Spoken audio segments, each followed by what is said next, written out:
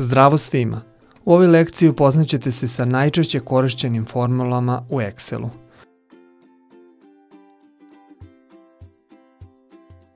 One imaju svoju karticu formule gde su izlistane sve formule koje su u Excel već ugrađene po kategorijama. Finansije, vreme i datum, matematika i trigonometrija, tekst itd. Isto tako, pored polja za formule nalazi vam se opcija Insert Function, gde na brži način možete doći do formule koja vam je potreba. Tu također imate padajući meni gde su vam ponovo izlistane sve ove kategorije formula. Na vrhu tog padajućeg menija imate i najskorije korišćene formule koje vam pomažu da brže dođete do formule koja vam je potrebna.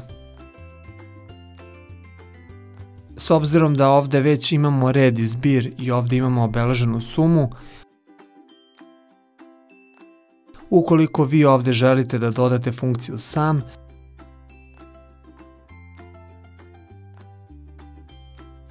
idite na OK.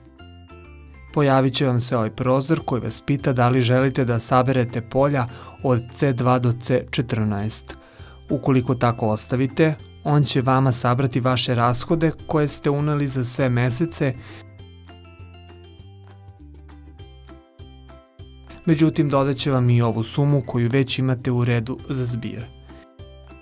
I ukoliko tako ostavite, pokazuje vam ovu cifru. Ukoliko međutim vi ovde prepravite i kažete da hoćete do C13, on će vam pokazati istu cifru kao ovaj.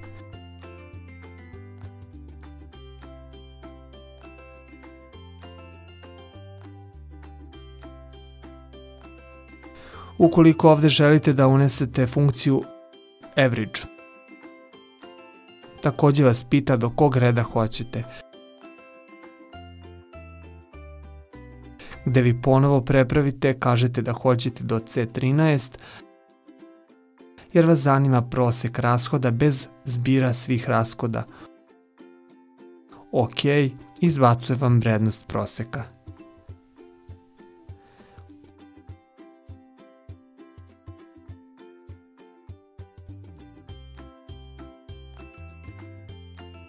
Ukoliko kliknete na funkciju count, također vam se otvara prozor.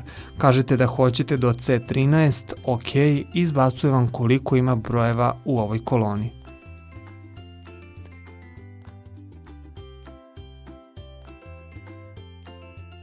To je sve za ovaj put.